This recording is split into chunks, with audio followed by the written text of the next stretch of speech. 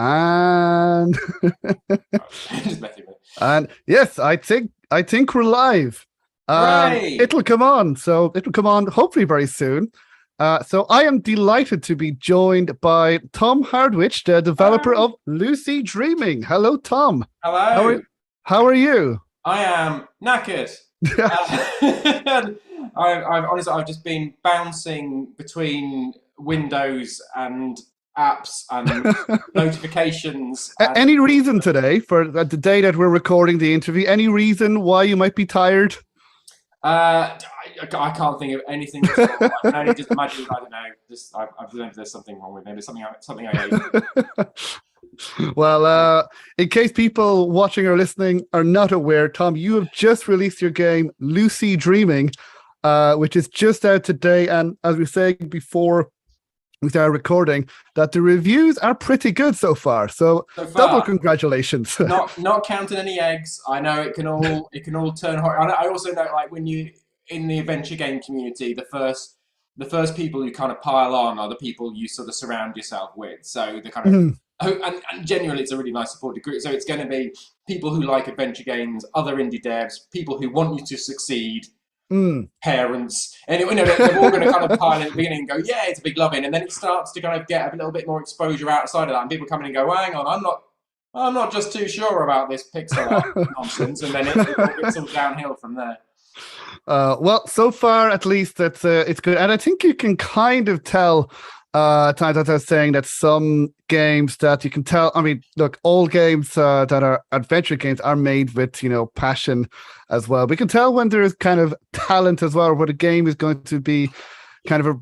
I mean, I don't know. Just kind of like from playing the demo, and I've spoken to people who beta tested the game. Now they've beta tested quite a few games, but your game was one that was talked about a lot before release. Genuinely. On Discord and everything. So that's one reason. I mean, we spoke before, all the way back in 2020. That was. Did anything happen that year? I don't know if anything interesting happened that changed the world. It's been mental, isn't it? The past few years is just like it's insane. And like I said, we've had kind of COVID, and I mean, like the Russia situation, in the UK, the government, like all sorts of it's been an absolute turmoil. And in the middle of that, I've just decided just completely just go off on one and just fancy myself as a bit of a game dev, and I'm put my kind of job on the line, and that's so it's just why I have no idea. But well, it's actually thanks to people like you that kind of keep us say, because the world has gone absolutely mad. I mean, some horrible stuff happening with COVID, the war, and well, then I believe the UK is having 25 prime ministers and 77 chancellors the last 3 years or 3 months, I believe. But yeah, in the middle of it, we have this really lovely game called Lucy Dreaming, which you just released today, and which we're going to talk about. We're going to celebrate the launch, talk about it, and if anybody watching live has any questions, please put them in. Again, mainly for Tom, and I would say mainly game related. But listen, ask us anything. That amazing T-shirt.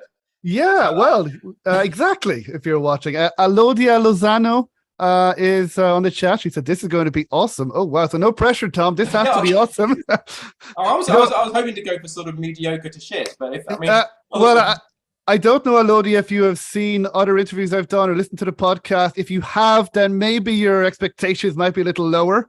But I think that's fair. Not because of Tom. No, because of me. No, you're great.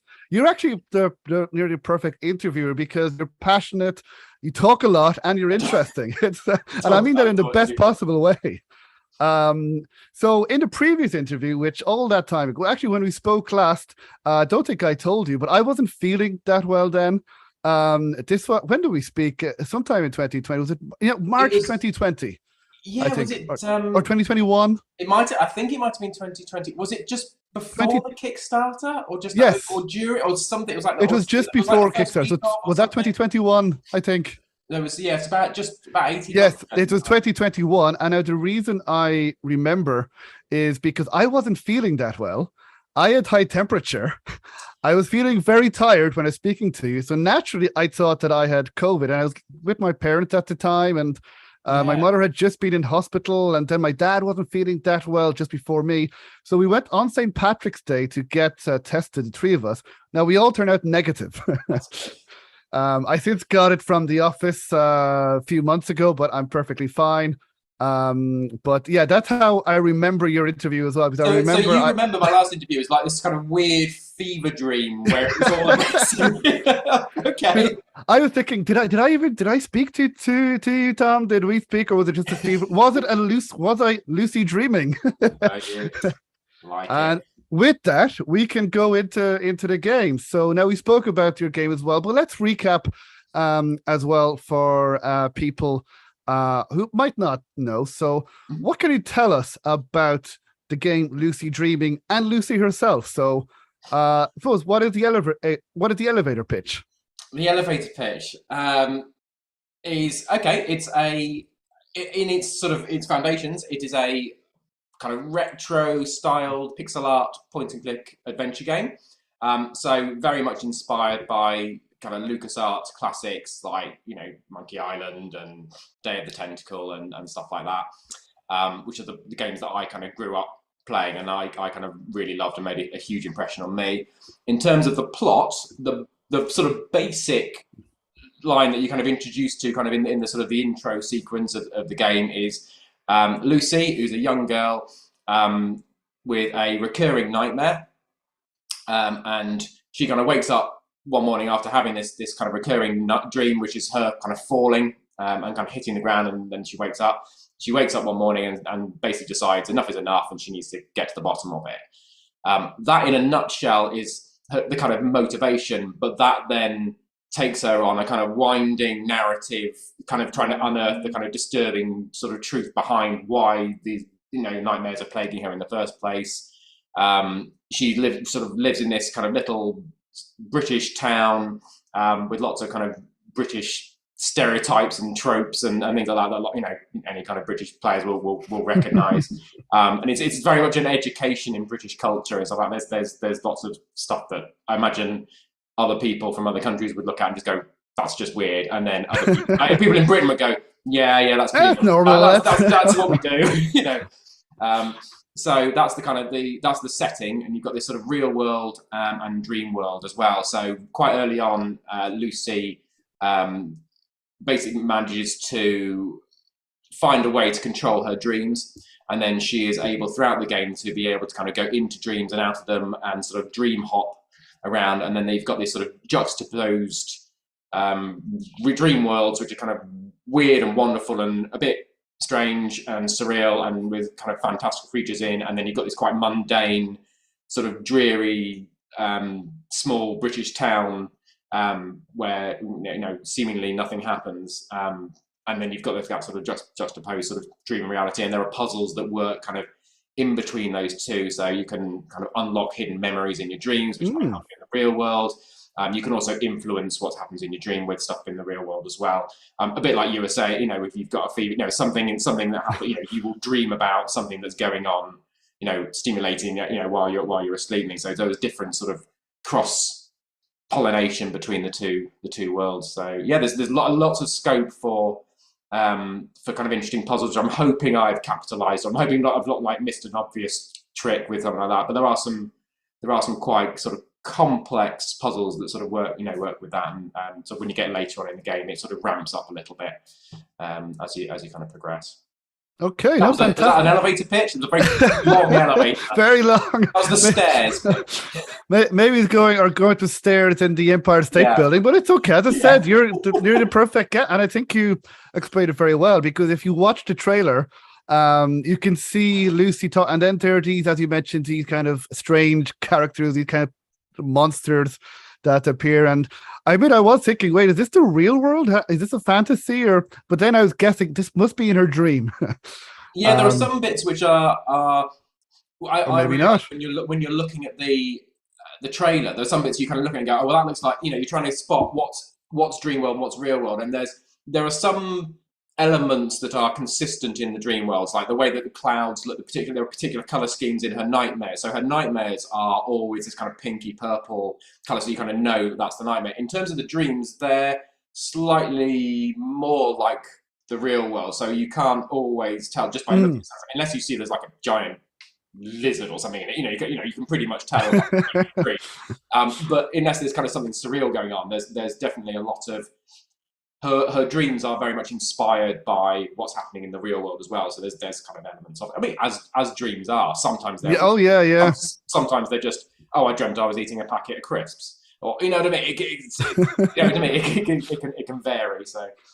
Or if you're, I don't know if this happens, with your wife right now, but with my partner, I was asleep and then I heard her voice saying my name, and then I thought it was in a dream, and then I realized she kept saying it, and I was like, "Oh, so it's real?" And she said, "Yeah, you're snoring very loudly." So I always find it weird. What I thought was a dream at first turned out to be reality, and I find it weird, and you see this in kind of films represented. It's like I quite often, like when I was younger as well, I'd have I'd be like going, like there'd be like a bell or something like that, and I'd be about to hit it, and as soon as I hit it, like the alarm went off, and I was thinking, how did my brain know that it was about to go off at that minute? Yeah, it's like that whole thing. Did that happen in like a nanosecond, or was the alarm already going off, and my brain had got sort of gone, just ignore it for a bit, and we'll make some context, and then you can hear it. Or what? It's really. Yeah, dreams are strange, dreams they are fantastic for as a creative kind of blank canvas as well, and that's one of the reasons that we wanted to choose. We kind of chose that as an idea, is because it allowed us to do whatever we want. Yeah, exactly. Because dreams kind of like don't make sense. You can do whatever you want, and if people ask, it's a dream. Exactly. Yeah, and it kind of seems like a little bit. I know it's probably very different, but in the terms of the real world and the dream world, or a fantasy world, like The Longest Journey. I don't know if you played that. I've got a huge. I've been a huge conversation, like loads as well in kind of content. Well, the game lives up to its title, so make sure to have some spare time. It's very good. I really enjoyed it. But yeah, so you go in what she believes is her real world, and then she goes into the Arcadia, the real world, and Stark is the real world. She goes to Arcadia, the fantasy world. So kind of like, like Lucy, I take in the dream world, and I mean, they're still different, but I think that's the comparison that I have. And then you mentioned puzzles in both worlds. It kind of makes me, again, similar, but probably not really, is Day of the Tentacle, where you can do different time periods with the puzzles. Was that an inspiration? Yeah. That's one of the things that I've always loved is puzzles exactly like that in Day of the Tentacle, where something you do somewhere has consequences somewhere else, and you don't necessarily make that leap straight away. Now, I think with time travel, that's a little bit more obvious because you kind of, it's been done, before. And like in some of the little games I've made, that I've kind of had that. So when I did Hair of the Dog, that wasn't really time travel, but you could kind of skip forward, and then like as you did things where if you kind of skip forward another 8 hours, actually something's kind of happened in the past that sort of, and this is exactly the same thing I wanted to. I get really excited about the idea of having you do something and something's gone over here, and like when you come back to it, you go, hang on a minute, it changed because I did. Oh, hang on, and that kind of making that leap is I love, because it can still be logical, but it's not. It takes sometimes a little bit of kind of out of the box thinking as well, and I feel that's where some of the best kind of puzzle. I think you can overplay it as well, but I think it's like where some of the sort of most interesting puzzles I've played and the ones that I've enjoyed the most are kind of, you do something and you go, right, and I can't wait to get back to the next place to see how it's changed there, and then go back again, and I wonder what this will do, and then do that and kind of. Yeah. That you can lot of scope for creativity. Yeah, definitely. Look forward to playing more of it. Now in the chat is also Amy Tant, aka Summer B. Hello, Amy, and Kinney Games, who's working on a really, really cool looking game, Signal and Echo. Don't know if you've seen that, Tom. The EGA. I've seen yes, where you're a journalist. But I'm missing, so really looking through. I mean, it's a fantastic time for adventure games now, I think. It's amazing, yeah. Yeah, no, I meant to actually ask you before talking about your game, because I usually ask people what are their favorite games, but I want to try a different tact. Absolutely. And yeah, and just ask you, Art, I imagine that you're probably been very busy with Lucid Dreaming, but have you had time to play any other current adventure games, or are there any other adventure games that you really want to play that you've seen that stood out to you? Maybe no. I've kind of helped in a very limited capacity, sort of doing a bit of beta testing for some other devs. To be honest, over the last, since the Kickstarter, when I kind of had to really ramp up kind of production, really, I've not had much time to do anything. I've played a bit of Monkey Island, but I've been playing that with my son as well. So oh, lovely. It's been slightly. He's only 7, so it's kind of it's brilliant. But he's quite happy just to run around Melee Island for 45 minutes. So the progress isn't necessarily. You know what I mean? We're not kind of like getting through the narrative, but he's quite happy because he just keeps sort of mucking about, and occasionally he finds a card or something like that. Oh yeah, the trivia cards. Trivia card that he can look at, and so he's enjoying that. But so we played a bit of that. Yeah, so not really had much. I'm really looking forward to playing Hobbs Barrow. Yes, I'm playing that. Yeah, couple of playthroughs of that, and it just looks so good. So that's definitely next on my list. I can't wait to play that. And finishing Monkey Island, of course. Though I've got loads in. Yeah, like in my wishes. I'm actually looking forward to having a bit of time, because I kind of get to play. I played adventure games when I was in my teens, and I played a few of the Telltale games when they came out, because it was like, oh, Monkey Island again. And then I just didn't really play anything. I had some consoles, so I played a bit of Zelda and things like that, but I didn't really play. I've never really done much kind of PC gaming. So when I kind of launched myself into this, it was as an incredibly naive. So the reason my game is retro styled isn't because I've gone, oh, I want it to be retro styled. That's because for me, that's what a point and click game looks like, because that's the last one. And I don't know how to do 3D modeling. So as far as I'm concerned, it's like a 2D point and click game looks like that, and a 3D one looks like the Telltale games ones, because they're the only ones I played really. And then that's so for me, that's just the kind of reason why it looks like that. But yeah, well, it looks fantastic anyway. That's thank you. So, but yeah, no, definitely the excavation of Hobbs Barrow is one that I'm playing, and we hope to review along with your game very shortly. If you're watching this live.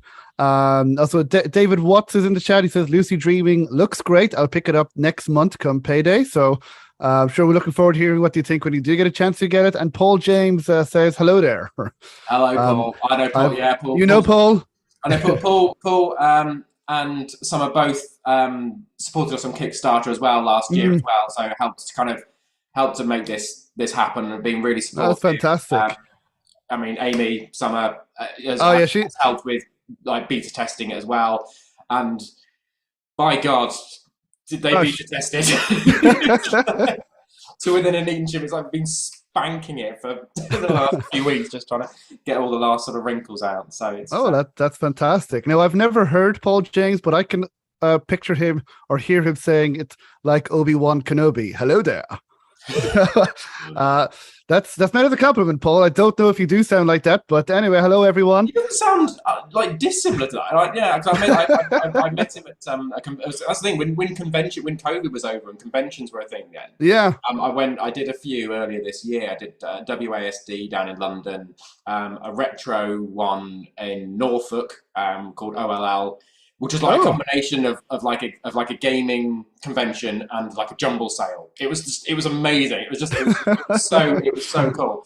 And then Insomnia as well. But yeah, so I sort of kind of met Paul then as well, which it was really nice just to kind of finally meet some people. And that's, I'm really looking forward to Adventure X in a few weeks. Oh as well. yeah, So yeah, no. there's going to be Right. loads of adventure games. I know, and hopefully we can. Well, I'm sure we can both meet as well for the first Yeah, time. Finally, Yeah, that'd be looking fun. looking forward to that. Well, Paul James says, "I'll take that." Yes, Kitty, well, with a slight Welsh accent. Yeah, that could be slightly different. Would be cool. And Kitty Games says, "Amy is a better tester extraordinaire." Definitely, I definitely agree. Shout out to Amy, aka Summer Beat, because she's been really helpful for adventure game developers like yourself. She's also promoting it, and she's a promoter. She promotes this podcast when she can as well. I don't know how she has the time, but no, absolutely fantastic. Amy, I look forward to meeting her at Adventure X as well. Proper hero. So now we get to your game, and I just saw the release trailer for the first time yesterday. I think, or today, I don't know. I think I can't remember. There was one part that really made me laugh, and I wanted to ask you. Were there some, maybe you might know when I ask you the question, were there some jokes that you added into the game very recently? Oh, is this near the end of the trailer? I can't remember exactly when. It's when Lucy says, and I'm not going to imitate your wife, the voice actress, but she says something like, "I love queuing, I do," or "I love queuing." Oh, I love queuing. Yes. Was that recently after the big queue for the Queen? Oh, you know what? No. Wow. You know, and I felt after kind of that, I was there. I was like, bollocks! I really should have kind of capitalised on that. Well, it's but the you're thinking ahead. You're looking ahead. I said, yeah, I know, predicting the future. But I the other thing is I kind of I've played Monkey Island. I don't want to start dishing out Monkey Island spoilers, but there's a point in that where there's a queue. Yes. Now, as far as I know, I think I've got to. I think the queue where I'm playing at, the queue is still there. I don't know how that kind of resolves itself, but you're able to join the back of the queue, and he just stands there. And I don't think anything happens. I think he just stands in the dark in the queue, and then you can just leave the queue. Yeah. No, nothing happened to me. I'm not sure if anything. If you have to wait longer, but I got impatient and I skipped the queue. Yeah. I can confirm that. I mean, obviously, it's as a British. There is. It is optional queuing, but if you would like to queue in Lucid Dream, you are able to queue, and it's my gift as a Brit. And I think it takes a British developer to really be able to deliver on queuing as it should be. That is I'm one. looking at that and going, oh God, no! Is like, am I going to come look like I've just copied it from there? And it's like, no, I think. No, I was thinking, wow, did you have time to implement that joke just in the last couple of months? Because now I'm sure most people probably know, but if you don't know, a couple of months ago now, I believe, when people in the UK were queuing up for the Queen's coffin, and one thing we found out about the British people is you guys are very, very good at queuing. I mean, my God, you're champions at queuing. It is absolutely a sport. And Lord help anybody who skips the queue, as certain two TV presenters have found out. I mean, their careers could be nearly over because of this. Yeah, you because get of skipping a queue. Cancelled for queue jumping. It's incredible.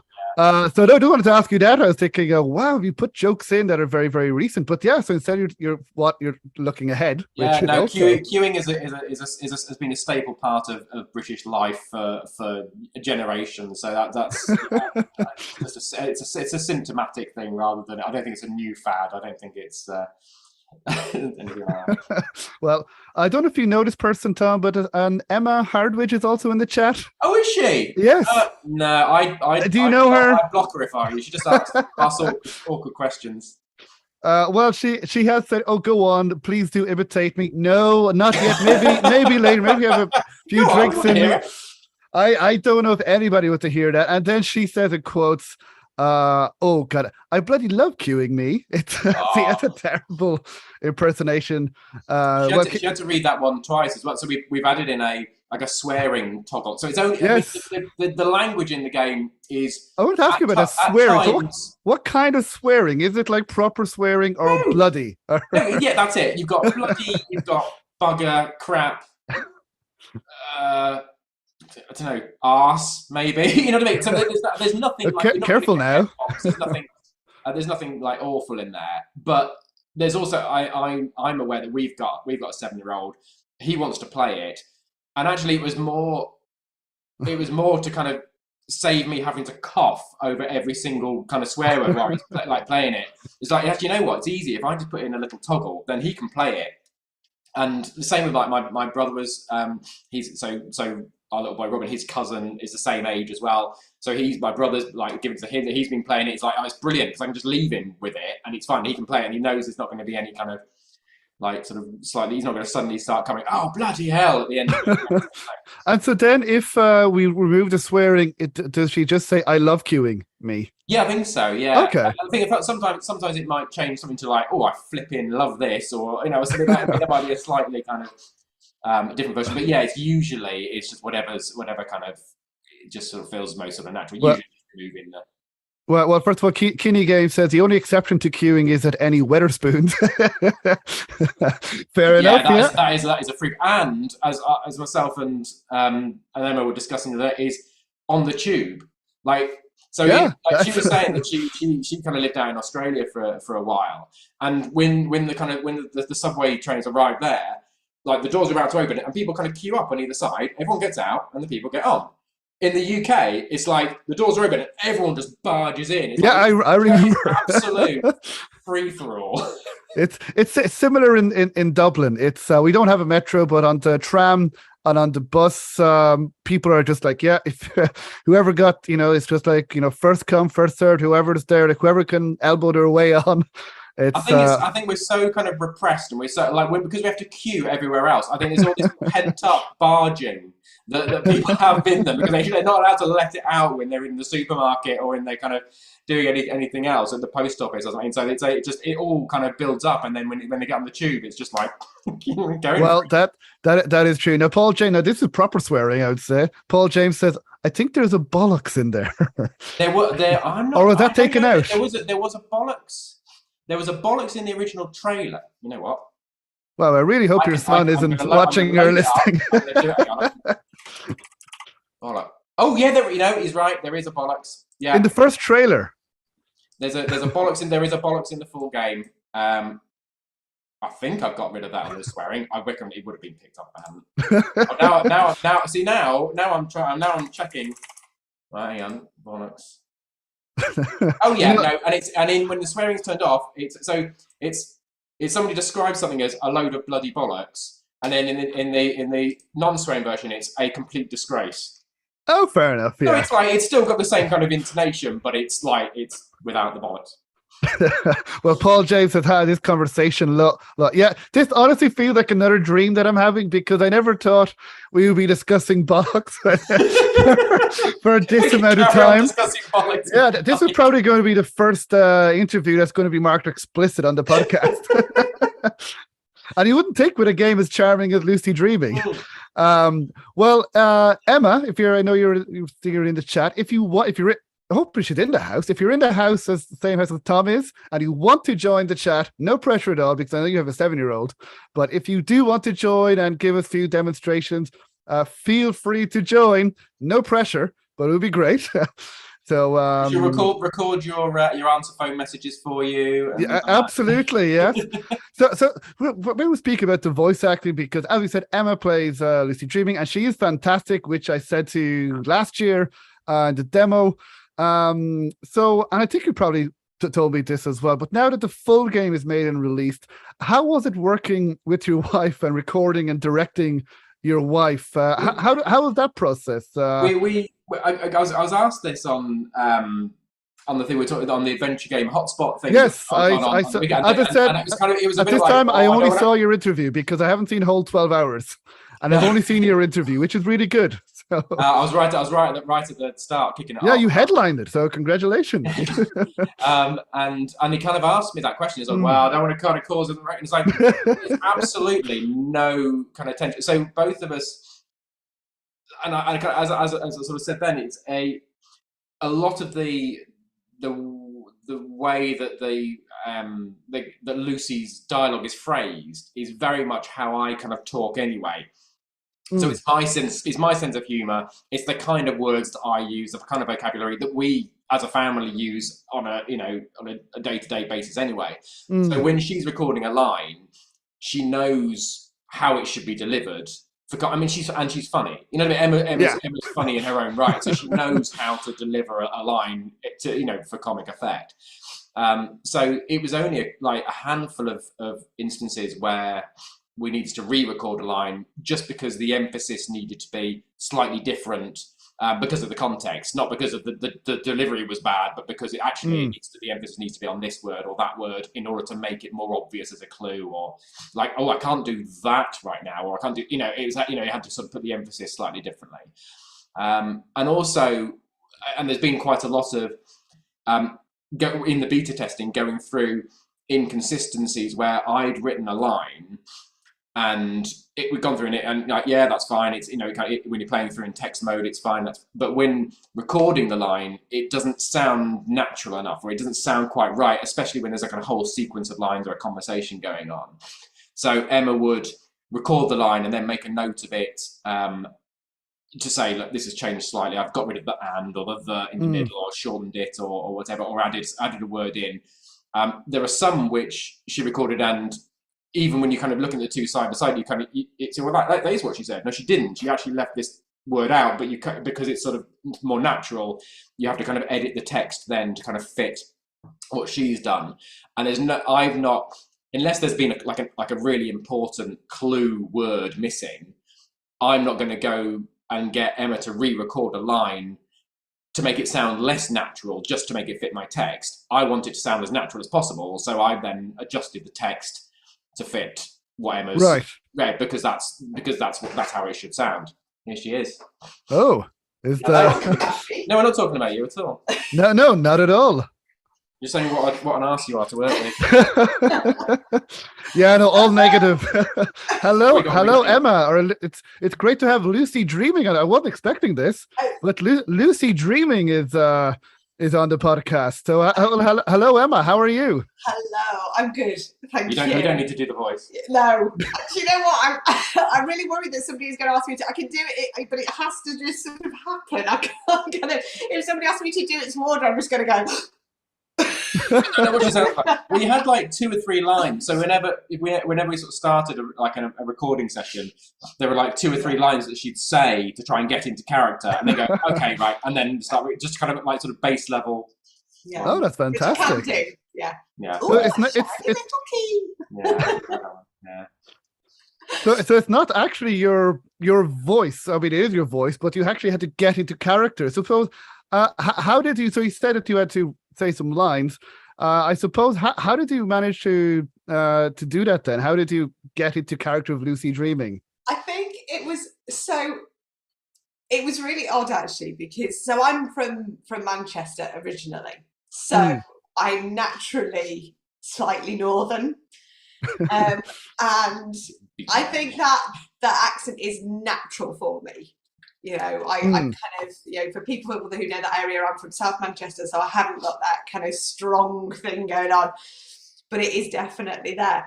But what was really weird was that I found some tapes in the loft that were my grandmother recorded of me when I was about 4. I forgot about this. And I listened to them, and it was Lucy. Wow. And it was really, really weird, because I was like, oh God, this sounds like Lucy. It does, yeah, it's really odd. I realised I think I've lost a bit of that northern as I've got older, but actually it came back while we were recording. And actually, if I was spending kind of a few hours each day recording voiceover, I'd stop. And then it would kind of carry on. So it came naturally. Go, oh God, that was weird. Yeah, that sounded like Lucy. Yeah. That's strange. Well, I'll ask you then, Emma. Just ask Tom. What was it like doing the voice of Lucy and working with your husband, who is making the game and writing?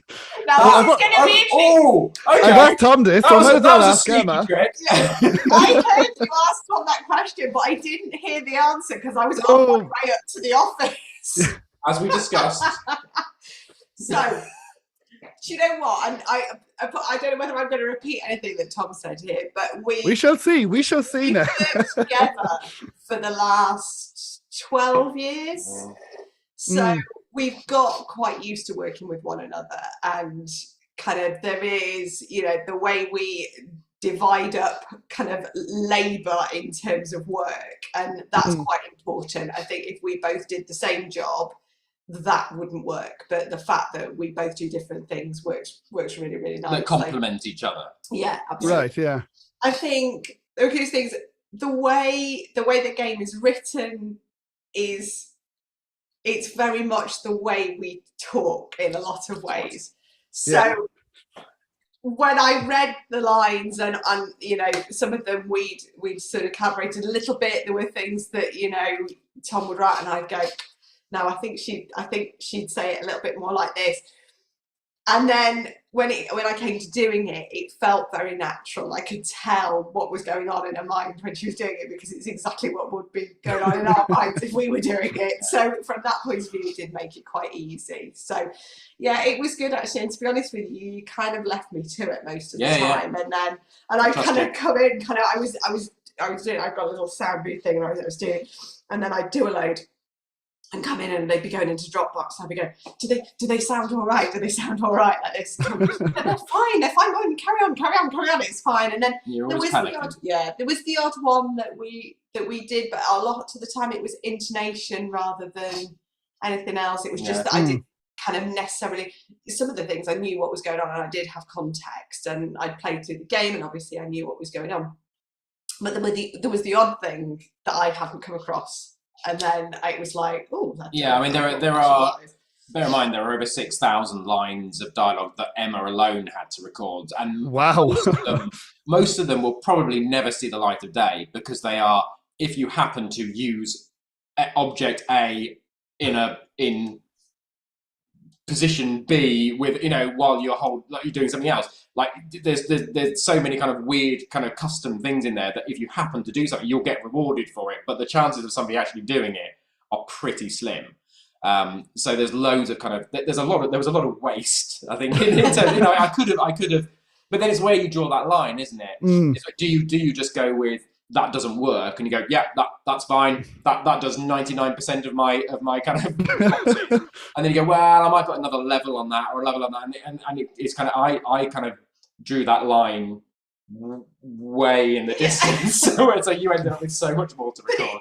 But it's added to the humour as well, because so many of those responses are done because they're amusing as well. Sure, yes. Or they're clues. Or they're clues. And actually there's quite a lot of that if you use something with the wrong thing, then it might give you a clue as to what you should be using it for. So I can't do that because it needs to be this, or I need something longer, or whatever. Yeah, no, that's perfect. So it's not the Discworld route where that doesn't work. Yeah, that didn't work. Fantastic. And so was this your first voice acting gig, Emma? I will get back to you, Tom, I promise. But while Emma's here, because I know you have a 7-year-old, so I don't know how long we have you here. No, he's all right. He's asleep. It's all perfect. Once he's gone. Oh, that's great. But was this your first voice acting role? And would you do it again? I would. You already have? I would have. Yeah, I've done it. I've done a couple actually. Yeah. Oh, so you've had other offers, I'm sure. So Emma did voice on the game jam of The Will of Arthur Flavington by Goo Games. Oh yes, I've heard of that. Yes. And you did the voice of Edna in Meteor Mess, which is the kind of the 3D remake of Maniac Mansion that's sort of doing. Wow. So that was it. So that's been good fun, yeah. And I would love to do some more. I've really, really enjoyed it. It's been really nice to do, and I think I'd say it was more pleasant doing the full game than it was doing the demo, because the demo was recorded under. One of those clothes drying racks with a duvet over the top on the bed, in the dark, cramped up like this on a mobile phone, and I've got to that age where I now need reading glasses as well. So it was like I was like this, kind of under the bed, which was fine. But you know what? For 6,000 lines, that wasn't gonna. Yeah, that was. Yeah, you need a proper microphone, and so it had to get a bit more professional after that. It didn't get a lot more professional, to be fair, but it did get slightly more professional. Yeah. Well, you were fantastic. You were fantastic in the demo as well. So, but great to hear that the experience was better for the full game. Well, look, I'm sure that after this game, other developers will probably be asking you for to voice different characters. Lovely. I'm sure, because everyone has been saying that the voice acting has been fantastic. So huge congratulations. Kinney Games says, indeed, great job, Emma. Lost Train Troop says, congrats for the release. Looking forward to playing it. Woo. And hello, Lost Train Troop and Polytelly Games. Hello, Polytelly Games. Oh, hey. They say, and Emma did a great job in her game, The Crete Escape, which I need to play because I've just been to Crete. I've been there 3 times. I love it, and I need to play that game. So I believe it's available online. So I will definitely play and talk about it on the podcast. And now I believe, because I don't want to keep you here all night, I could talk to you guys forever, but I believe you guys also got another pretty good voice actor. Well, several of them, but one in particular. Yeah, I did some voices too. Yeah, well done. And our son as well. Wow, whole family. Absolutely. And I think it was more your son, that he was fantastic. I'll go and get him now. I'm not waking him up now. What role did he? And actually, how was directing your son for a voice role? Oh, that was so sweet, because actually, Robert, obviously, because I'd been doing some and Tom had been doing some, and it was very much we were talking about, and he was like, "Can I have a go?" And Tom and I kind of looked at one another and went, "Yeah, of course you can have a go, Robert. You have a pop. You have a go at it. You have a go." And he did it, and then we both listened to it, and we went, "That's actually quite good." Runs in the family. He's actually done quite a good job on that. And we put it in the game and we went, yeah, do you know what? Fair play. I mean, it's only sort of 5 or 6 lines or something. It's not, but it's obviously it's a child of that sort of age in the game. So it's sort of it works. So no, if it hadn't worked, I would have sort of let him down gently and said no, we won't. But no, it was. Yeah, it was good. But no, I'm guessing you're talking about Mr. Amato as well, are you? Yeah, Dominic Amato. I mean, I couldn't believe when I read that. I was like, wow, that's fantastic. And so I suppose I'll just ask you, how did you get him to join this project, join this game? He was on board as soon as we asked. I mean, we sort of said, look, we asked him before. We'd asked him before the Kickstarter started in a kind of provisional way, saying, if we get enough money to make it, if we were to make, would you provisionally be interested? And he was like, yeah. And I think he said this to a number of. He said he has been approached by other sort of indie developers and people doing like jams and stuff like that in the past. Like, would you do a few lines of like a cameo? And his thing has always been more than happy to do it. But it has to go through the union. It has to go through the Screen Actors Guild. He mentioned that on Twitter. So what does that mean exactly? How it means a lot of paperwork. An awful lot of paperwork. And that's what he mentioned on Twitter, that you deserve an Emmy for all the paperwork you did and for the acting. So 2 Emmys. It's so odd because I don't know. Here. If you want to employ somebody, you can go out to a freelancer and you both agree they're going to do some work, and they do the work and they send you an invoice. And essentially, that's kind of it. They deal with their own tax. That's their own problem. If they want to pay into a pension, that's all good. If it's a bit part, that's fine. Over there, the employer is responsible for everything, for insurance, national security, and taxes, and everything else. Wow. Health insurance, and So all of that has to be taken into account, and this just means there's like a sheet of paper for everything. And I have to say that the guys at SAG-AFTRA were really good, and they were really helpful. And I kind of launched into it with, I've never done this before, and I'm not from the US, so you're gonna have to help me here. But it was like, even the help was like, oh, we have a document explaining how to do that. And there would be another PDF of like, so it was a bit epic. And, you'd send something off and then they'd send it back, going, oh, you missed this bit out. Fine, I'll sort that bit out. And you send it back, oh, no, you missed this bit as well. It's like, can you not consolidate your feedback into one? Right, well, we got there eventually, and it was completely worth it. But it is, as a thing for anybody wanting to go down that road, you will need to dedicate some time to perform. It is, we kind of blithely just said, we'll do it. Fine. Yeah, we'll do that. And then I got to the point where it's like, I can't do that. And then I gave it to Emma, and she's like, no, I can do this, and she did it, like because Emma can do that kind of thing. Because Emma does that. I can't do it. I just no, I give up. Fantastic. But that's the thing. He is an absolute like consummate professional. He's so lovely. He's so intelligent. He's so conscientious. He's just the nicest guy you could ever hope to meet. Yeah. And he's been really helpful. And also because bear in mind, halfway through this, while we're still going through all the paperwork, all of a sudden, Monkey Island's on the scene. So you guys asked him first, right? Before Ron Gilbert got there, for a Return to Monkey, you got there first, right? Just to make that clear. By a couple of years, I think. By almost a year, yeah. But but it was just taking that long to get through all the paperwork. And we didn't. We really wanted to announce it really early on.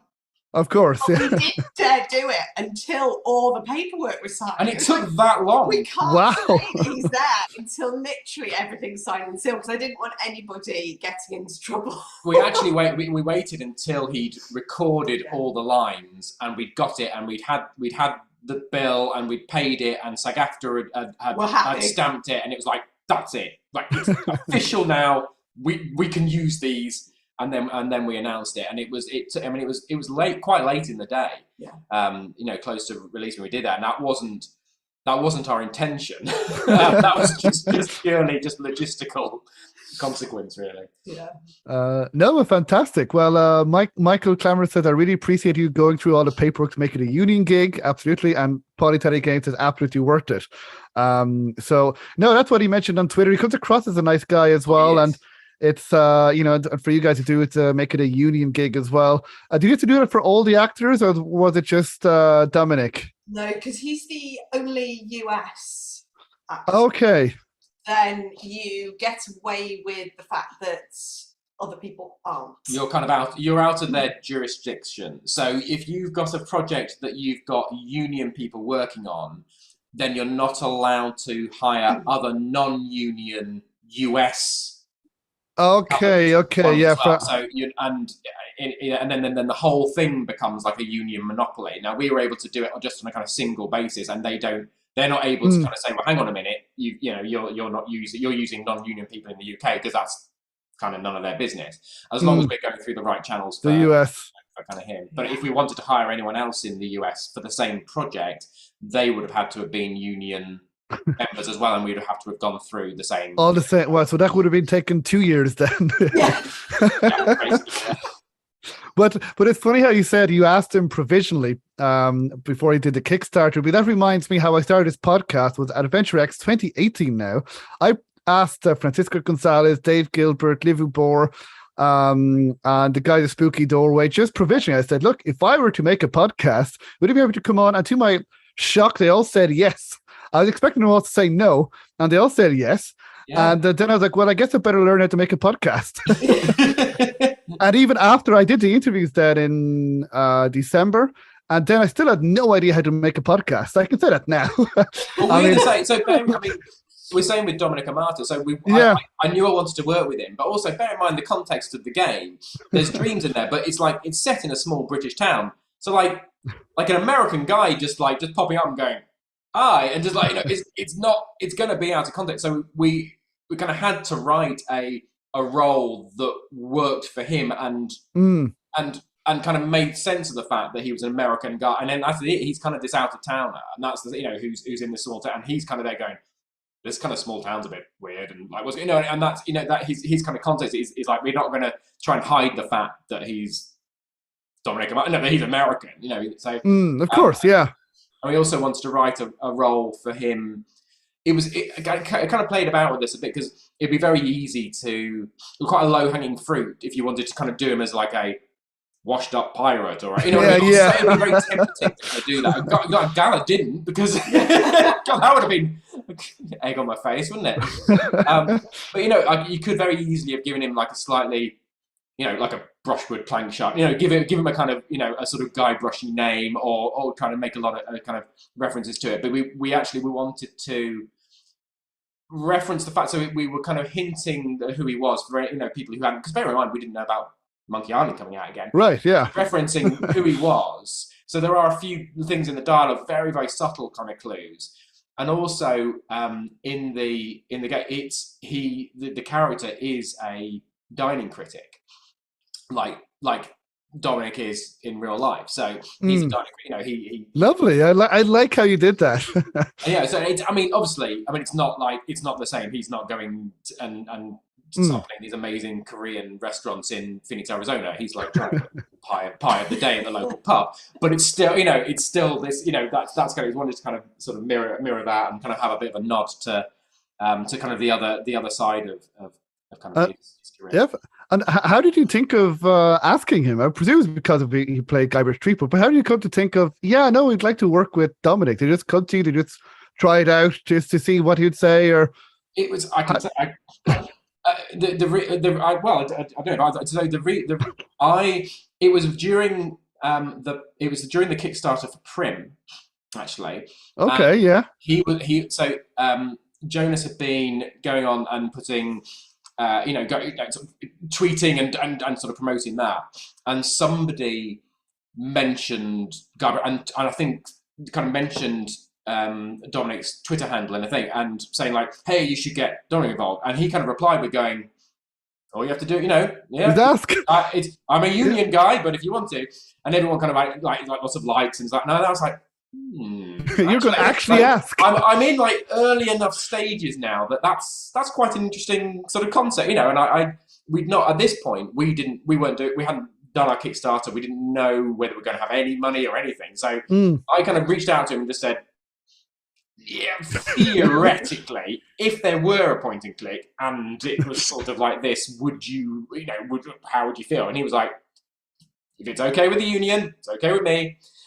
So then it was that was as soon as we hit the voice stretch goal. That's it. I sent him an email. I was like, "You still on board?" He's like, "All right, we'll start the paperwork then."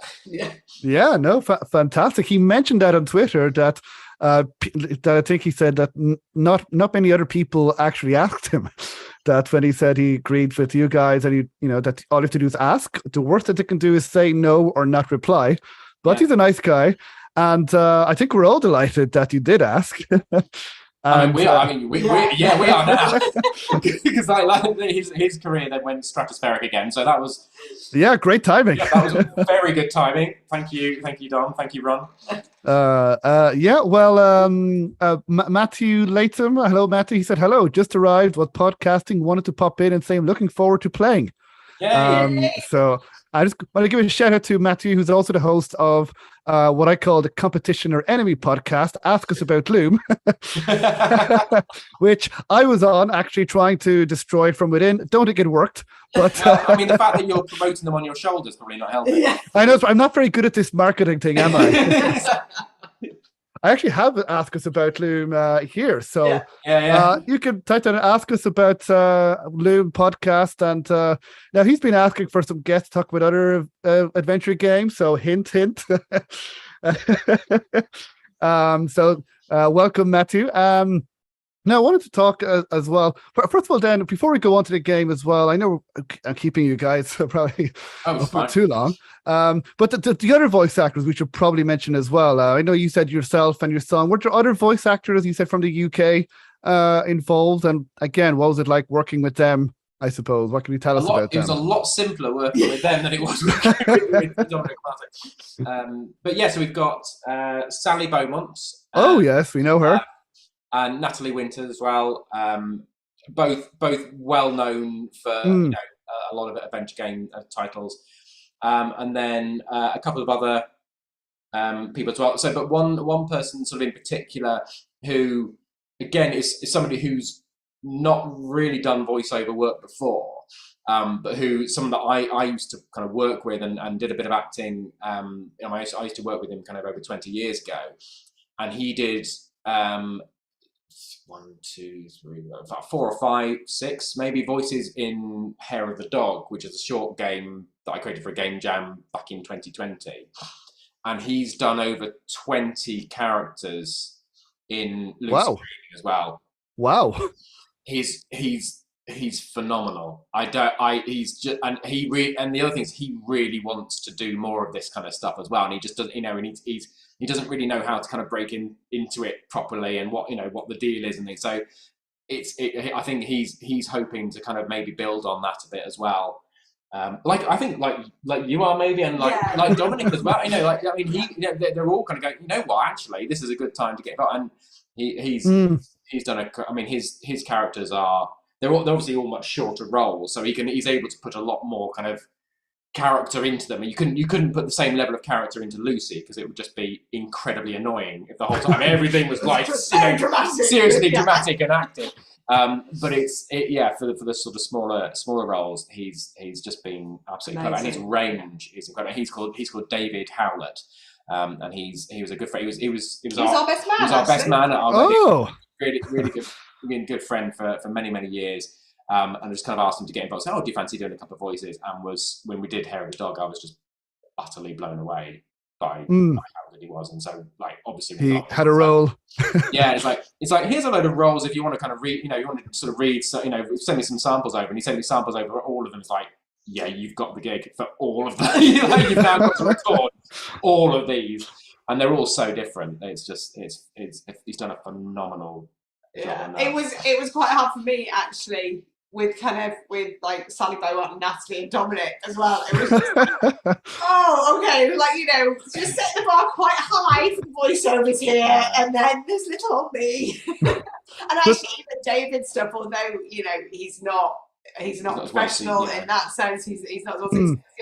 It was still he has kind of gone down the acting career route somewhat, and so it was quite the pressure was on.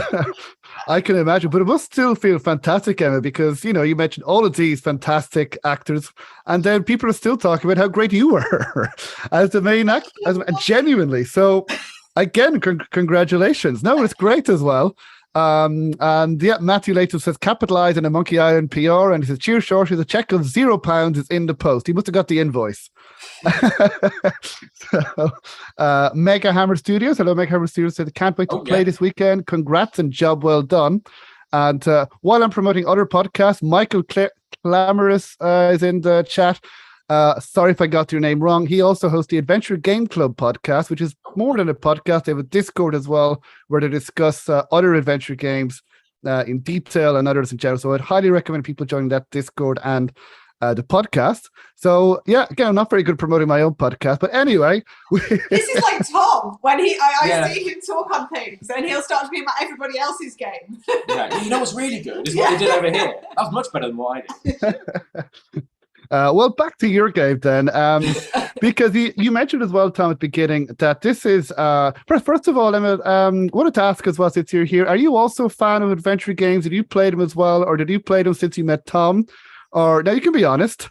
Only since I met Tom. So Tom introduced me to Monkey Island on an iPhone. No, on an iPod. On an iPod. Oh, iPod. Yeah. Oh, iPod Touch. It's about this big. Speaking of retro. It's still installed on it because I can't sync it again because it'll just lose everything. It's incompatible, so it's just stuck with whatever was on it like 15 years ago or whatever it was. And so, but I don't think I completed it. Okay, but you played it, and you.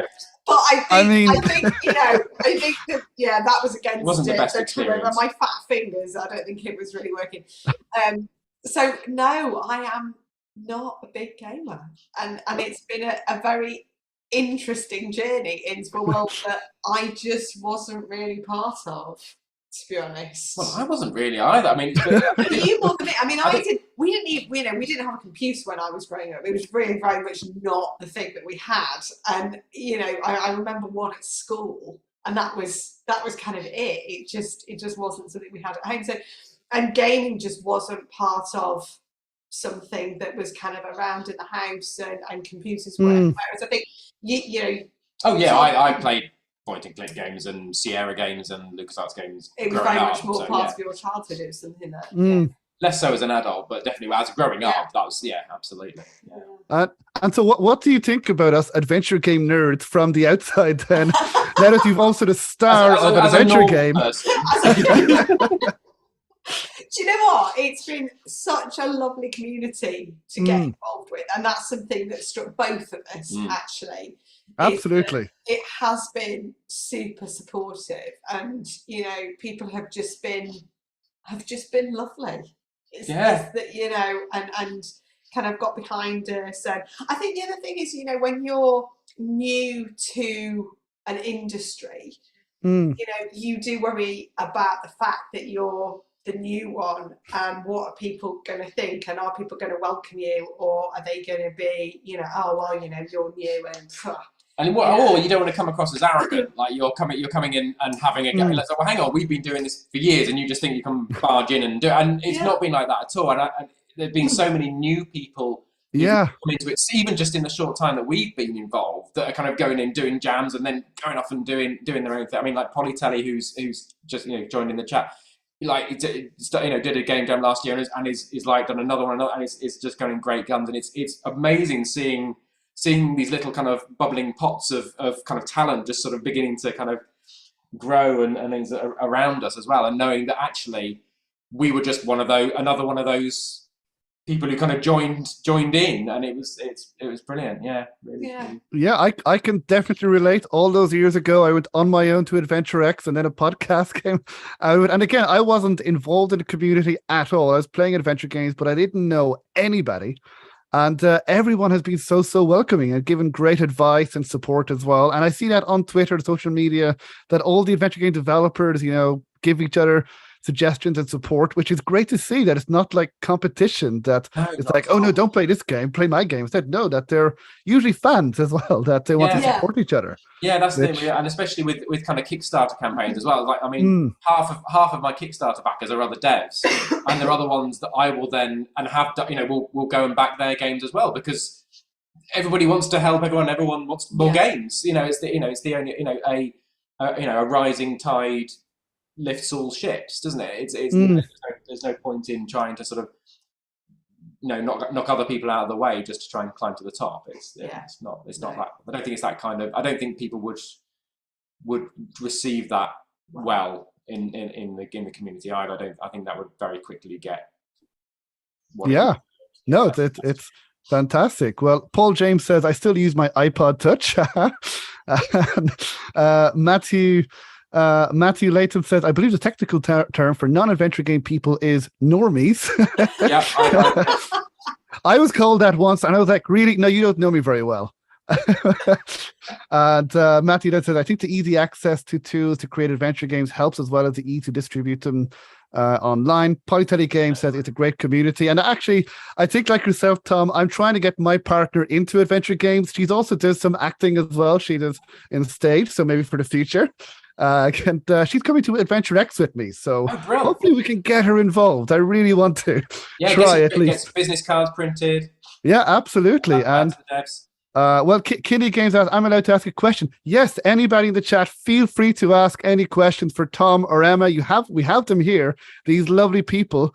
So Kinney Games and anyone else, fire away, and I'll get to the question as soon as I can. So fire away any questions you might have for both Tom and Emma. So absolutely. I suppose while we're waiting for a question from Kinney Games, unless it comes up now, I suppose I can start to talk about, because you mentioned, Tom, that this is a retro game, but, that's why it's, with the graphics, but it's still, and I mean, I can give my thoughts in just a section, which is positive, don't worry. I mean, I'd love to know because I know obviously you've played. You're about an hour or so into it. A little bit, yeah. So still quite a way to go. But with retro games, and then I know people have been talking more, myself as well, recently about references to other adventure games. So first of all, what are your thoughts, and how did you? Because I believe you mentioned that people from the demo said that they wanted more references, and there's other people who say no, we want it to be its own game and not that many references. Yeah. So how did you go about trying to satisfy both sets? I've mentioned it's very difficult. What was your philosophy? So when I first sort of started, like I said, I played point-and-click adventure games as a teenager, and having not played any new indie games because I didn't even know that indie venture games even existed. I just had no idea. So I came into this sort of, I've got an idea, I want to do this, completely naive, completely kind of blind to everything. I can't remember what I was going with that. So you went with references. So what? Oh yeah, sorry, references. So I started drawing Lucy's bedroom, and a lot of the stuff in Lucy's bedroom is kind of stuff. So I mean, I was going to say actually a lot of the stuff. So I like there's like a little TARDIS on, and there's an Optimus Prime, and there's a robot truck. Not I'm IP infringing in any way, but there's a lot of stuff on her. It's kind of. I've got a plasma ball up here. There's a herb somewhere as well. Oh yeah, we've got. So I mean, like this is. Oh, fantastic! This is all stuff that's in kind of Lucy's bedroom. So I was putting that stuff in. It was Tom's dream bedroom, basically. Yeah, it was. It was what I would have liked when I was, yeah. To be fair, yeah, I think you're right. Yeah, I've not really thought it. Yeah. No, I think you did draw the bedroom you'd have liked when you were little. Yeah, I think you're right. So it wasn't kind of intentionally, I'm going to put lots of references. But then I kind of thought, when I started doing it, I go, oh, wouldn't it be funny if there was a little reference to Monk? And then when I started meeting other people and playing other indie games, I realised that is a trope in itself. That the referencing older games. Oh, you've frozen. Have I frozen or have you frozen? I think there was a bit. Are you back? Am I back? Was I back? Or did I disappear? Oh, okay. You just went, at least on mine, a little bit, but it's probably on my end. I have the cable, so it should be okay, but you're back. So I kind of wanted to, I sort of started, thought, oh, wouldn't it be amusing if there were references in here? Just completely off my own back. And then when I started seeing other games and realised that was a thing that people did, obviously, I didn't think that I was the only person ever to think of that idea, but then also I didn't know that other people had been making point and click games. So although I didn't think I was ever going to be like the first person to do it, it hadn't even occurred to me that other people would have already made point and click games and already referenced the classics in there. So I'd drawn Lucy's bedroom. I'd put that out there. It was part of my devlog. I was going through it, and it was sort of the main focus of the demo. And I never really kind of redrew it or anything. I was quite happy with that. And the way that Lucy's character is, it's there because that's what she's into. She's a kind of retrophile herself, and that's she likes those things. So they're not there just as a hidden reference. They are there because that's she's into like retro gaming. So that's there was some kind of context there, and then you get to kind of two camps where there's some people they're like, whoa, there's a little Guybrush on the shelf. And they're like, yeah, and you'll get into conversations and they say, oh, you should have it when she does this. A giant tentacle pops up and does that, and you're like, okay. I love the enthusiasm, but also I can hear like the IP lawyers knocking on the door.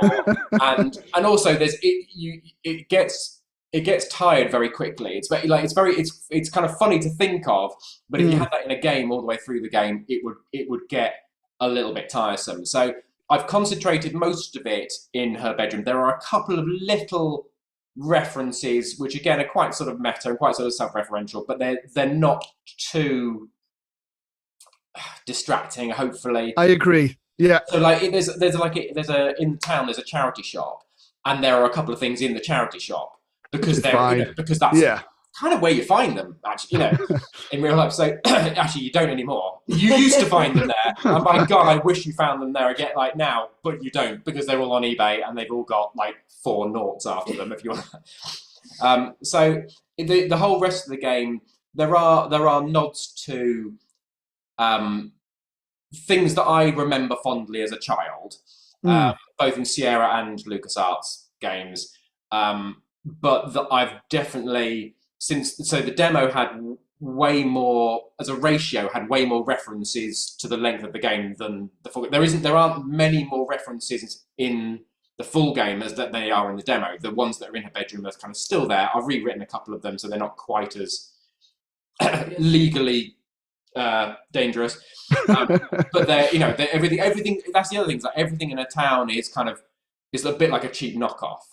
So all the things in like the corner shop are all they're a little bit like this, but it's slightly spelled differently. You know what I mean? Or it's like Mr. Mr. Pickling's apple pies and things like that. They're sort of like, well, it's a bit like, you know. My favourite on this is still the Twax bar. The Twax. It makes me laugh every time I think about it. It's like, not a Twix, it's a Twax. Twax. I mean, that you could say that nearly as an insult. Speaking of swearing, oh, you Twax. Yeah. Well, yeah, and to be fair, I think like it's Natalie's character that sort of kind of mentions them as well, and she does that brilliantly. Just like so, it's really it's really funny kind of. But yeah, they're all the things in there are a bit like kind of cheap knockoffs of stuff. So that's the sort of the way I kind of get hopefully get around most of that. Yeah, I agree with you about that, about the references, because that's one of my issues with mainly comedy adventure games, that throughout the whole game they're referencing mainly Monkey Island or David the Tentacle, Sam and Max, and as you say, a little bit is like, oh, okay, but then throughout the whole game, and I think that some a kind of a pitfall that some developers fall into is like they focus so much on trying to add references to these other games and to trying to imitate those games that their game doesn't really have an identity. It's kind of like all these references. But with your game, with Lucy Dreaming, the references in a room, they make sense. I hope so. At least for me, because it's like your ideal bedroom. Like, yeah, it makes sense that you would have all of these things in the bedroom, and they're not distracting. Or in the charity shop, as you said. But it's like, my issue is someone says randomly out of nowhere. I think one game they saw a hamster and it said, "Oh, some people might put a hamster in a microwave, but I would like to." And I was like, "Wait, why would I know they're referencing Maniac Mansion?" Yeah. But it's like, why would he do that in this world? So I think so far from what I've seen is that in your game the references make sense, and Lucy Dreaming has its own identity. And there are loads of things in there as well, or it can be subtle as well, that look like subtle references but aren't. So I've seen so many people play through the demo. I've not seen as many people obviously play through the full game, but playing through the demo, and there's one guy who kind of went. They were looking in the lounge, and on the piano there's a bowl and it's got wax fruit in it, and he kind of looked at it and went, "Oh, that's a Maniac Mansion reference or something." And I went, "Oh no, that could be anything." Like, is it? And there's that actually came about because wasn't it somebody wanted to do something with the fruit? Yeah, because it was plausible that you could do something with it, and Tom was like, "Oh, we need to make it so she can't do it. I'll make it wax fruit." And then it's in the full game. There's a bit of something which has a bit of, in theory, you need to find something that the real fruit could technically be used for, and there had to be a reason that she couldn't eat it, or so I had to like, well, let's make it wax, and then I don't have to redraw it or anything like that, and then it can sort of sit there. But there's like in the full game, there's in the bathroom there's a towel, and it's a stripy towel. And I just, because it's a very blue bathroom, I put some nice colours on it, and I made it green and purple. And there's loads of people there going, "Oh, is this a reference to Tentacles?" I was like, no. Yeah, if you want it to be. It's like, it might, subconsciously, maybe. Probably more Wimbledon than anything. Yeah, I think it was. Yeah, so I think a lot of people will spot more references, and because there's expecting there to be subtle references in there. Yeah, of course. Ones where they aren't, and if as long as they don't kind of spot loads of references that aren't intentional, and then it's like going, "There's a bit too many references here." It's like, then it's fine. But hopefully that doesn't seem to have happened. But it's I think that's one of the reasons why I think your game is probably being talked about more than a lot of games, is because there are references, but then equally, again, it's its own thing. It feels like there's a confidence in the game that I think a lot of the adventure games, from what I've seen, are born from very passionate people who absolutely, yes, really love the old games. They want to play them again. Actually, that referencing comes about just out of a sheer joy. Absolutely, yeah, and a sheer joy for wanting to share it. And I can really understand. And I think it is very, very easy to kind of get carried away with it. Yes, I think it would have been very, very easy to litter Lucy Dreaming with references all the way through. I think it would have been very easy. And there were so many of them out there, so many games. Like you said, you can easily put a little Sam and Max somewhere. You can put references to and also references to dialogue, references to characters, references to objects. Anything like that you can do. And there are a couple there are a couple of slightly obvious ones in the game, which I'm almost kind of, there's bits of me that kind of go, I should I have removed them? Should I? And I thought, you know what, I thought they were funny at the time. I'm quite happy to leave them. Yeah, in. Look, that's fair enough. And hopefully they don't kind of lift you out of it too much. But they aren't necessary. It did because that's where it sort of came from. It then took on a life of its own and became its own thing and had its own identity, like you said. It then was possible to go back and go, you know what, I can strip some of this out, and it doesn't that they're not what's holding it together. They're not what's making it entertaining. So yeah, some bits I've definitely kind of pared down because it's okay in her bedroom. It's a nice sort of thing. Initial impact. Oh, it's also the first scene you're there, and you kind of go, oh, I'm having a bit of an explore. Yeah, this is nice. This is cute. You know, exactly. And then once you get out of there, it's like, okay, let's start the game now. You know. Well, you know, you could maybe have some merchandising with that non-IP infringing pirate. You know, just saying that's from Lucy Dreaming. I think that might be pushing our luck a little bit. You maybe could have got away with that a year or two ago. But right now, I think Disney are very, very hot on that kind of thing at the moment. Yeah, because Monkey Island is back. So, well, I mean, you mentioned Monkey Island, just like, hey, this was in Lucy Dreaming. Ron Gilbert sent a tweet today saying he's bought it and he's going to play it. So he said he's going to play this game day one because he mentioned to my friend and co-host Laura Crest that he doesn't usually play adventure games, and he doesn't often tweet like this. You know, this is the only game that I've seen that he's tweeted that he's actually going to play. Yeah, no pressure. No pressure. But I think he's also, because a couple of comments he sort of made are like that. I think he's trying to do it like Amy. I think he wants to break it. I think he's doing it out of some kind of evil. No, not evil, but I think it's just. I think he just wants to QA it or something, or whether we're just going to go, oh, go on then, you know. But he's kind of made like kind of a couple of kind of comments like, careful what you wish for. It's like, oh no. Shit. It's like, don't worry, if we don't like it, you'll know about it. It's like, oh, bloody hell. And this could be a PR disaster. I think the very fact that he's playing it, I think, is really good PR. I think he's just Disney's mole. I think they've got wind of the fact that it might have some stuff, and he's like, yeah, it's all right, don't worry, I've got this. I'll work my way through it. I know how to, you know, and I'll find anything that you can have him for, and I'll report it back to you. I think that's what it is. I think he's their shill. Oh, well, hopefully you guys can talk to him sometime. Yeah, I have to say, Tom says all this.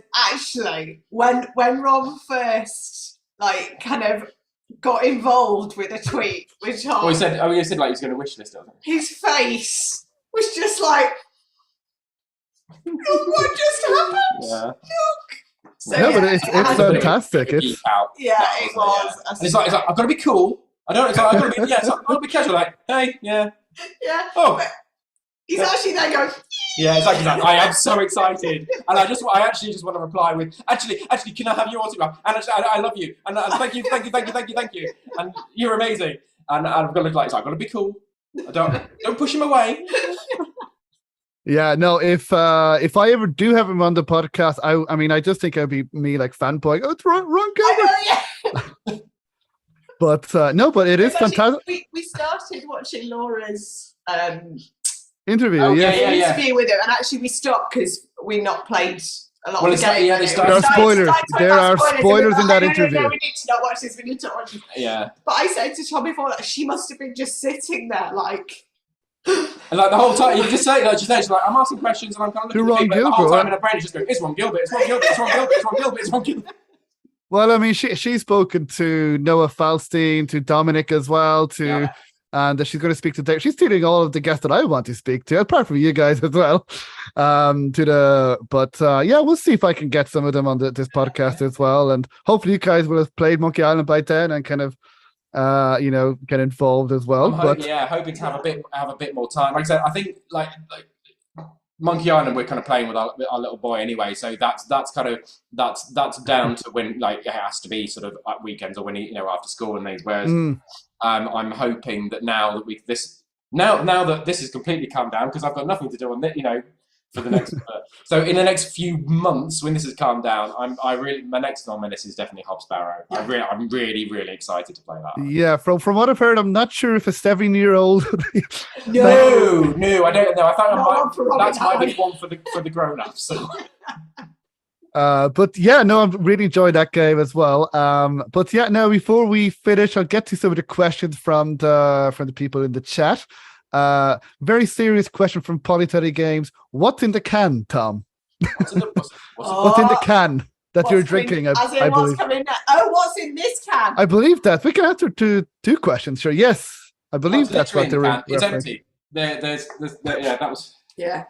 It is a popular brand of cola. And other drinks are available. Other drinks are available. Yeah. There's also cold tea available. Yeah. That's about it, actually. And there's some paint down there. Yeah. But in terms of what did he mean like what's in the can, as in like what's coming up, or did he literally mean what's in the can? Well, we can ask that. I was going to say that for last, but yeah, we can ask that, I suppose, now. So now that Lucid Dreaming is out, is there possibly, maybe, definitely more Lucid Dreaming? So there may be something. There may be something. It is. I will be dead honest. Dependent on how Lucy goes, because we've taken time out to do this, and in order to do another one, Lucy does have to justify doing another one. And the other thing is, doing another one is going to be more expensive, because unless I voice every Tall Story Games game, which might start to bore people a little bit after a while. My range is just, not that good. Oh, it's Lucy 6. Yeah. So yeah, we have had conversations about something else. We've definitely got an idea that we'd really like to develop.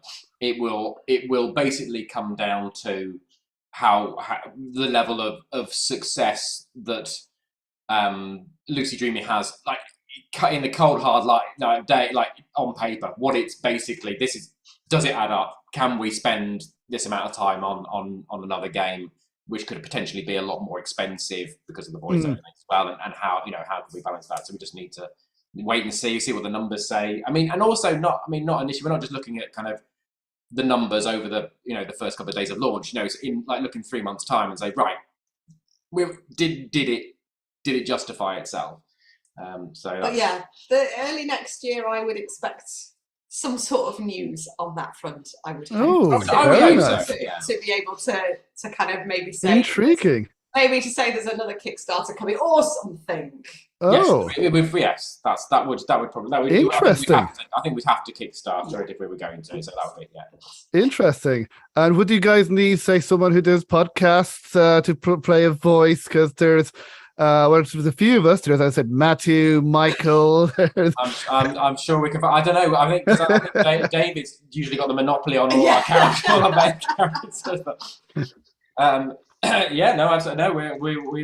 we'll cross that bridge when we come to it. But no worries if not. But I'm sure David. I'm sure I will be as well. that is what's in the metaphorical can and what's in the literal can. In the metaphorical and literal can. No, that's fantastic. Now there's also another question from Kinney Games, and this is their question. Your social media game is on point. And I'm sure that's also true of the rest of your marketing and PR. How much of your time do you devote to it, and how do you juggle it with game development itself? I can repeat if you need to. Caffeinated drinks. Yeah. So our background is digital marketing. So we have both. Tom's worked in advertising, as have I, and so we have come to this with a bit of knowledge about that side of things. Although not about the industry itself. But we've massively lacked industry knowledge, and also, and that brings with it a whole world of things that we've just not dealt with before. Wish lists at and all. Steam algorithms and dealing with the press, or streamers, influencers, directly with podcast people, consumers as well, directly like promoting it directly to people who are going to buy it. It's very difficult. Tom generally manages Twitter, although I do handle a few things on there as and when I kind of appear. More business inquiry stuff. Yeah. It is really hard, and I think balancing the social media is really, really difficult. Tom's nature is to reply to every single person, no matter what time the day or night. And tired. It is to his credit in one sense, and it is lovely, but it is also exhausting. And I think it is a really, really difficult balance. And I think actually going forwards, and we both said this, it's something that we will have to address. Kind of doing this again. Yeah, there will be a bit of a holiday, a social media holiday. And also, making sure that there are some boundaries for social media in our world. And like I said, we've always worked together, and we're very used to sitting down in an evening and talking about work. But when you bring social media into that as well, that's also managing lots of other conversations that are going on as well, and that is really hard. I think the PR has been difficult. We have done it all ourselves, and I think that was partially down to the fact because of our background, we're perhaps slightly more cautious of PR companies than maybe we should be. Well, also, there's a certain kind of, we know we've worked, because in the advertising agencies that we've worked at, there's usually PR kind of departments working in there as well. So you know a bit about, and you're kind of, as a creative, you're then supporting them and what they're doing. So you know a bit about what they're doing. I think it wasn't necessarily sort of skeptical. It was more not wanting to go. We've got such a limited budget. Every pound has got to count. So if we're going to give £2,000 to a PR company, we've got to know that we're going to get at least that back in sales, because otherwise all we're doing is fluffing our own egos. And we, at the moment, we've got to be able to look at it. And I know you've got to spend money to make money in terms of, and we know that, but I don't think we're actually at this stage with this game and our first game, I don't think we're in a position to be able to throw that kind of money at it. I think the risk is just slightly too great, and sometimes you kind of go, well, yeah, it's worth taking a punt on this or punt on that. I think when we've kind of had quotes from PR companies, through who specialize in this kind of niche and this, and have the right people and the right influencers and things.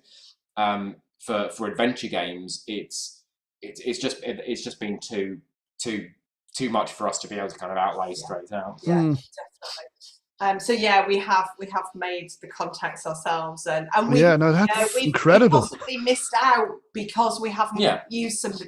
If we had gone through a PR company, maybe we'd have PC Gamer. Reviews by coming out. Also, exactly. But we've had a couple of. I mean, may have had more reviews coming out. So but we've had a couple that we. But as I told you before, people were talking about this game already, and I think it's, okay, PR company might have done some things, but I think it also really shows that it's personalized, that it's really you guys. It really is. And in the best possible way, that it's personalized, that it's from you guys, that you're getting in contact and getting in touch with everybody, answering their questions, and that people are able to get in touch with you. You get that in kind of different ways, that so you get a range of different emails from different types of people, different types of YouTube channels or press outlets or Steam curators or whatever, and you can tell what kind of business they are or what that they're running, and also what they think you are as well. So there are ones who've done their homework and they'll kind of talk to you personally, and there are ones who they talk to you like you're a big publisher, and you go, how on earth would I be in a position to do that? So yeah, and it's fair play. That's their marketing strategy. But it's a real range of kind of different kind of requests you get from all kinds of stuff. Again, we're new to this. It's all someone will come like, hey, we do this and that, or could we have a key, or can we have 100 Steam keys? But you're like, see the what? But all you do is Roblox. It's like, what are you doing? It's like, why do you even want? Oh, I know what I want. So yeah, and that's what's been really nice about having the community around us, is there are so many seasoned professionals, who are who have been in the industry for long enough that we can just kind of send them a quick message or post a thing in Discord and say, does this smell right to anyone? And they go, yeah, don't touch it. Yeah, that's been really a fantastic resource to be able to kind of leverage. Yeah, I don't know if you read a tweet recently from the developer of Brock the Investigator, Fabrice. I don't know if that he kind of didn't trick them, but he kind of like to see who's genuine, who is trying to scam, or who just want to send the key off to other people. That he just sent the demo. Returned the full key, and then he says the genuine people get back to him and say, why is it just a demo? And then the others would just send it on to other people. And then they get in trouble, and then they leave you a bad review. Yeah, the only bad review they left was for his game, because he that's not suspicious at all. And I think he played that game. Oh, that was fantastic. Absolutely, but like in terms of the way that then just completely didn't seem to sort of phase of just like, yeah, and this is what's wrong with the industry, and it went a bit viral, and it worked. I mean, yeah, and it's been. I mean, as far as we're concerned, it was a great lesson to see that happen and go, oh, that's what that side of the industry is like. And then we've asked kind of questions, said, all these people asking for Steam keys and curators, and they like just don't really touch that. You know which curators you would want to. Absolutely, yeah, who are genuine and contact them, send them a key, and then that's and you always worry that you're missing a trick with like the Steam algorithm and things like that.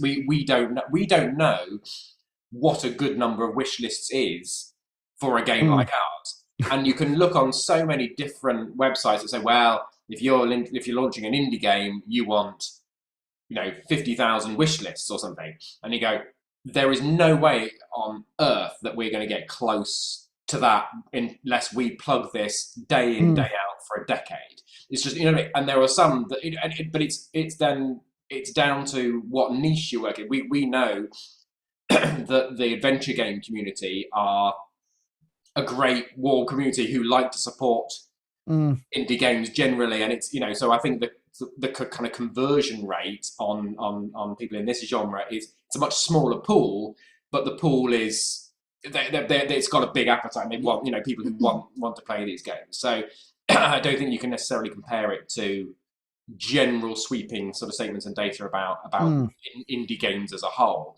But then we don't know. We're kind of making a guess at that. I don't know, maybe we're just making excuses, but it's very difficult to know what's going to have an impact.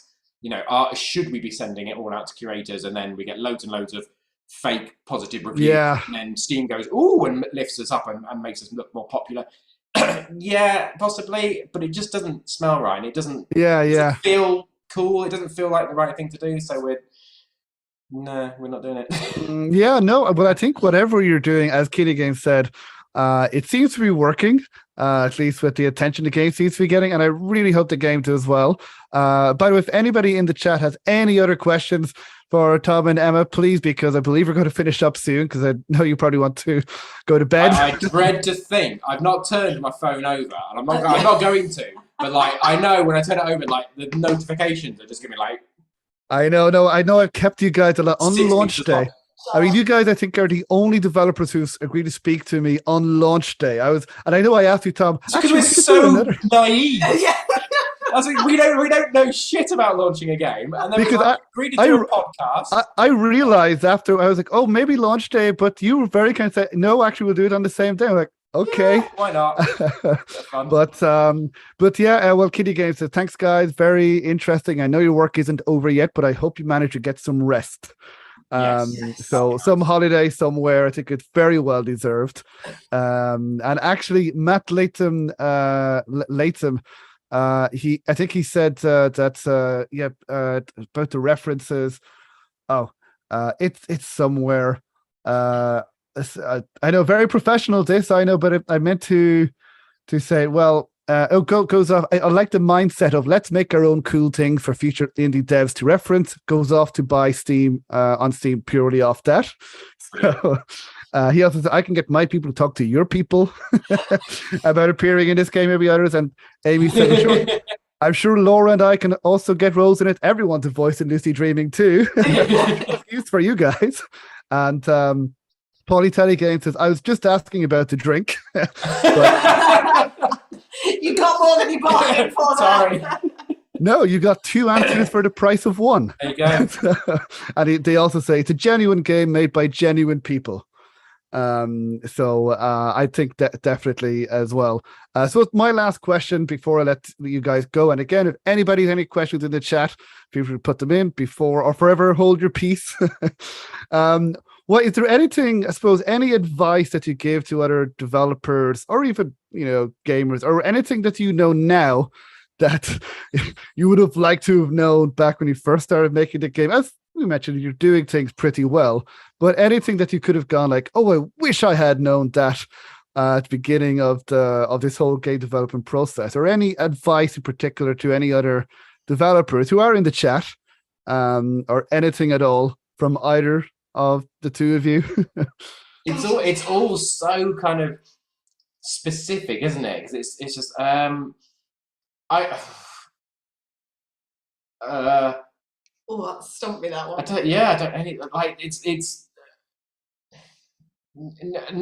don't think there's anything.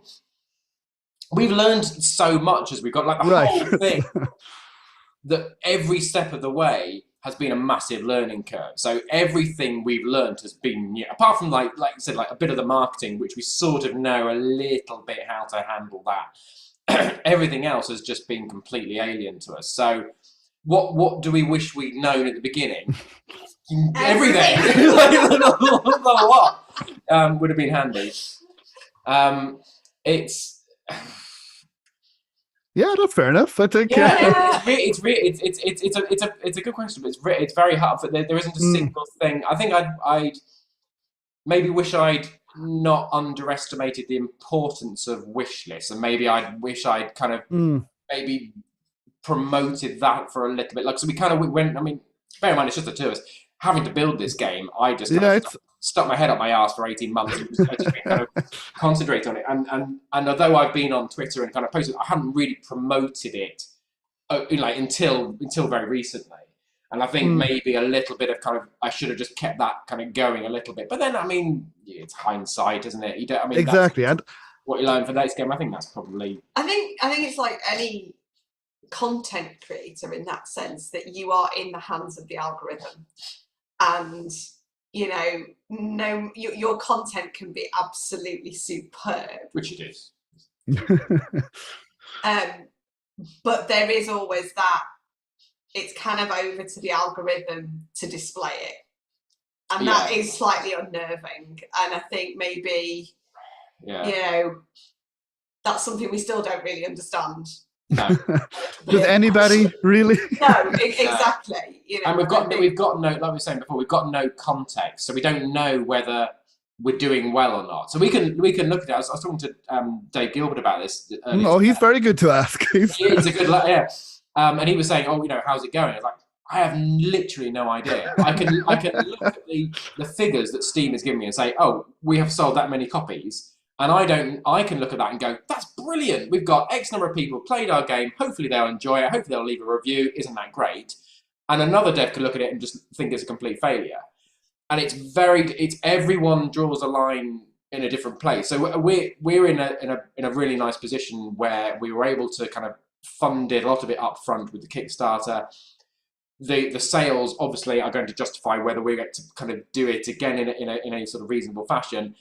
But we're not here depending on it, and we've been running our business. So this is still like it's ended up being quite, a lot more of, we've downsized the other business a bit to accommodate it, but I'm still working as well alongside this. So we're not, we're not, and we haven't got publishers to pay as well. So we haven't got as many outgoings, expenses off the sales before we kind of get anything back, and we're not reliant on it as our sole kind of source of income. So there's less sort of pressure on it from that point of view. But I think we're still learning. I think that's the big thing. I think a lot of everyone kind of is, if someone tells me that, I know it all, I figured it out, I kind of I wouldn't trust that person. No. I mean, there's always something new that you learn. But no, I think that is a really good answer. Now, Paul James says, all I'd like to add is that it's been a pleasure to watch your journey unfold throughout this whole project. Thank you both for being so friendly and approachable, and I wish you all the best. I think you speak for nearly all of us. Thank you. Because it's been wonderful watching you guys make this game and your journey. And again, you are lovely, lovely people. You can kind of tell immediately. You're making her cry.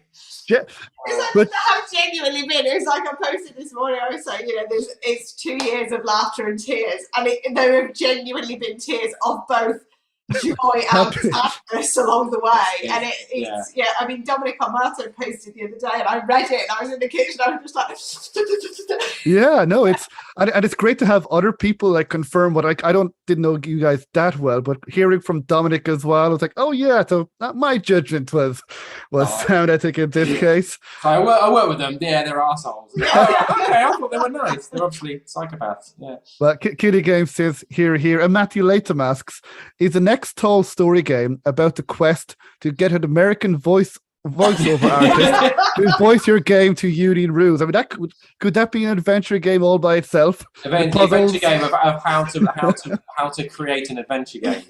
I think that's been done, isn't it? I think using a union rules to get an American voiceover artist. So you could have that twist on it.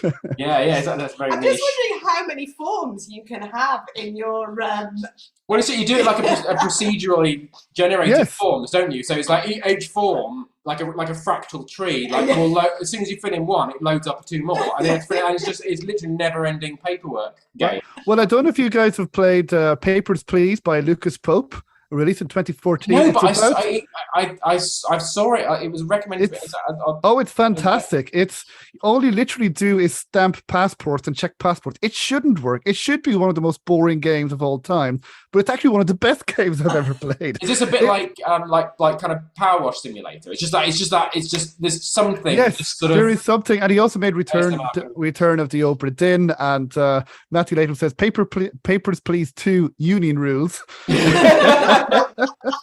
Oh god, that would be painful. But yeah, and is there? I know you've already talked a little bit maybe about. Are you able to say anything else, or no, or shall we just leave it? I would say leave it.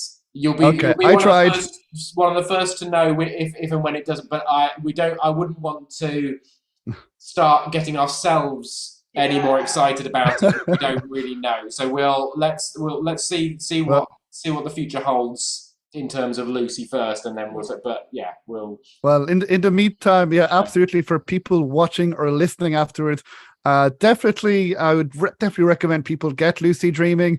I've heard nothing but good things about it from people who've played it. I'll let you know when I'll check Twitter, because I think all the bad ones are on here. Come in the last 10 minutes. Well. But no, it has been absolutely wonderful speaking to you guys. And we'll meet hopefully at Adventure X and later on as well. I'll hopefully have you guys on the podcast again. If you guys are in Ireland or go to England, not for Adventure X, I'd love to meet up with you guys again. Yeah, absolutely. Just give us a shout. Is there anything else that you guys would like to mention before we finish? We've been here 2 hours nearly, I know. You guys on launch day as well. So if anyone watching this is playing it, is planning to play it, has played it in the past because you're watching this in the future, please go and leave a review. Unless you hated it, in which case, keep it to yourself. No. If you liked it, go and leave a review. That apparently we are learning very quickly is now the next battle that we've got to fight. is getting positive reviews in there and getting a certain number of them, so that we can please massage Steam's algorithm even more. But that's the next thing. So yeah, if you play it, or even just leave a review, share it with friends, tell people about it. Every kind of sale, or every kind of, even if someone wants to kind of talk to us, every bit of communication that we have is really valuable. We're enjoying it, and and it does as a small indie dev, every wish list, every sale, every every retweet, it does make a difference. Like a genuine difference, yeah. Definitely. It really does. And so we hope people like it. Yeah, well, so far they do. I will have post links in the show notes of the podcast to the game Lucid Dreaming, and in the video as well on YouTube. If people want to go back and watch this, you can. But well, thank you to everyone who joined us live. It's too many people to mention. Everyone else who has written in the chat and who's watching, even if you're lurking, and that's fantastic as well. I hope you enjoyed it.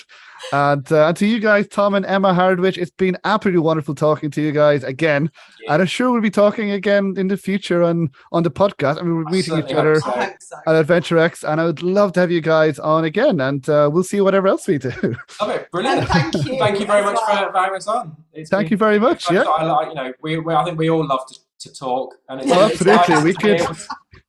The danger is we could be at least 5 hours next time. Yeah, I could lose days on podcasts, I think.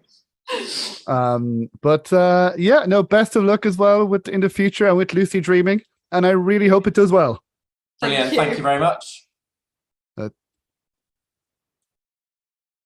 Thank you.